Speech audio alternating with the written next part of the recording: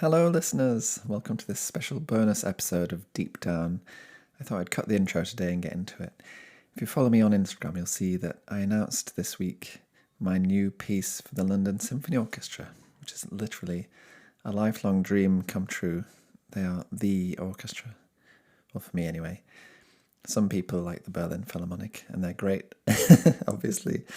But the LSO playing on the soundtrack for E.T., for God's sake. Anyway, I've been working on this piece for 16 hours a day for the past 5 or 6 days now, as well as the previous 5 months, but not quite so intensely.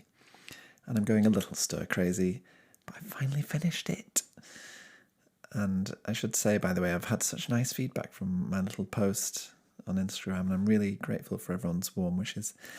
After feeling rather disconnected, locked away in my little studio for so many days now, it's nice to remember the world outside, even if it is only via social media during my tea breaks. I should also mention that it's entirely possible to come and see the piece being performed by the LSO on June 13th at the Barbican in London as part of the LSO Discovery Showcase. I think tickets are already on sale, and I think the evening will be a very mixed bag of youth ensembles, etc., but I'm excited to see how it sits in that context. I'm really, really, really chuffed with it. I mentioned last week that I didn't have time to celebrate. I think that was literally the title of the episode, and joked that I didn't have time to record a podcast. I mean, this week, with my deadline tomorrow, I really don't have time, or didn't have time.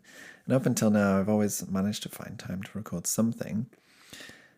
So it makes me realise just quite how busy I've been. But I also realise I'm utterly happy. And the only thing dampening the experience is my extreme exhaustion. The lovely weather in London at the moment helps too. It reminds me of the last time I wrote an orchestral piece, and I was trying to think back when that was. It might actually be going on for 20 years ago now, when I was at music college.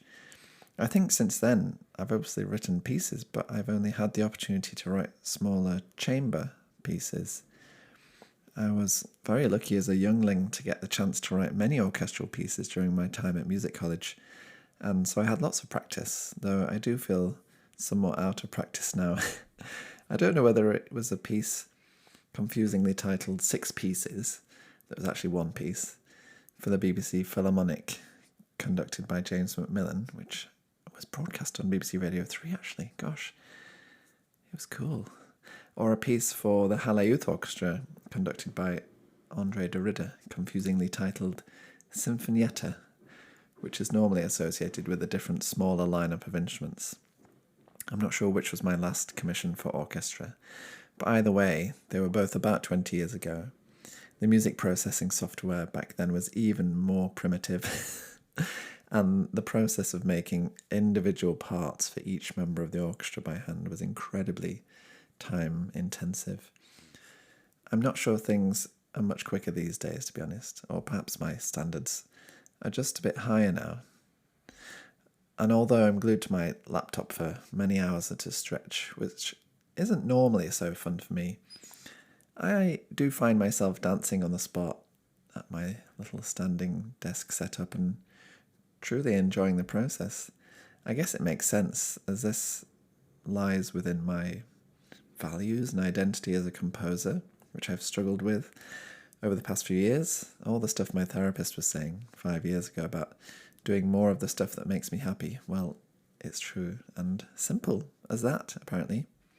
Anyway, this is more of a voicemail than a podcast episode, but as the busy patch currently has no end in sight, with another commission straight on the heels of this one, due in a week or so, I wanted to acknowledge the reality of the schedule of a musician who has also been squeezing in 7-hour teaching days here and there to keep things ticking over.